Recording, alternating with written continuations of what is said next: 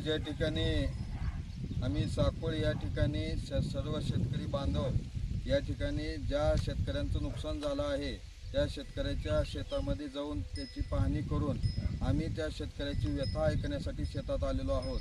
27, 28, 29 ऑगस्टच्या दरम्यान जो मोठा पाऊस झाला, जी अतिवृष्टी झाली, या मोठ्या पावसाच्या अतिवृष्टीमुळे अनेक शेतकऱ्याचं नुकसान झालेलं आहे। जवळपास सर्व 100% नुकसान म्हणलं तरी वावगं ठरणार नाही। 100% सोयाबीनचं नुकसान असेल, विविध सर्वच पिकाचं नुकसान या ठिकाणी झालेलं आहे।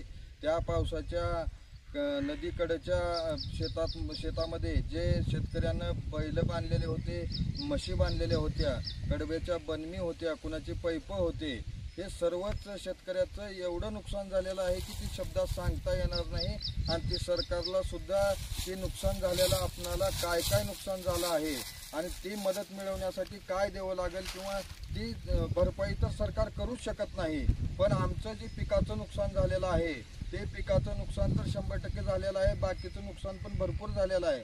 पण सरकारला एक शेतकऱ्याची मागणी आहे की सरसकट सर्व शेतकऱ्यांना मदत मिळाली पाहिजे। आता विषय सांगायचा झाला तर नदीकाठच्या जमिनी तर 100% पूर्ण पाण्यामध्ये होत्या। जवळपास 2-3 दिवस पाणी त्याचं साचून होतं आणि त्याच्यामध्ये 100% सोयाबीन नासून गेलेलं आहे।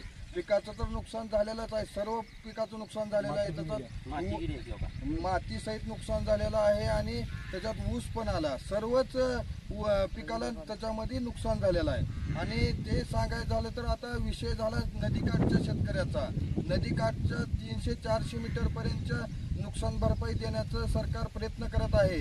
पण सरकारला हे सुद्धा सांगू इच्छितो की बाकीच्या जमिनी जेवढ्या साकोळमधल्या जमिनी आहेत किंवा आसपासच्या गावातल्या जमिनी आहेत, सर्व शेतकऱ्याच्या जमिनी जिथं नदी आहे इथल्या जमिनी फक्त दिसून येत आहेत। पण बाकीच्या जमिनीमध्ये सुद्धा एवढं पाणी आहे की 2 दिवस पाणी एवढं होतं की त्याची तुलना सुद्धा आपण करू शकत नाही। आणि ती 100% पाणी 2 दिवस शेतामध्ये राहिल्यामुळं सर्व पिकाचं नुकसान झाल्यामुळं सरकारला अशी विनंती आहे की आपण नदीकाठच्या जमिनीला तर जास्तीत जास्त प्रमाणात मदत द्यावी आणि सर्व शेतकऱ्याची मदत करून। बाबूराव विश्वनाथ सतमा यांच्या शेतातील सोलार चे पण नुकसान झालेले आहे, पंपाचे नुकसान झालेले आहे। हे तुम्ही पाहू शकता, हे सोलारचे कसे प्रकारे नुकसान झाले।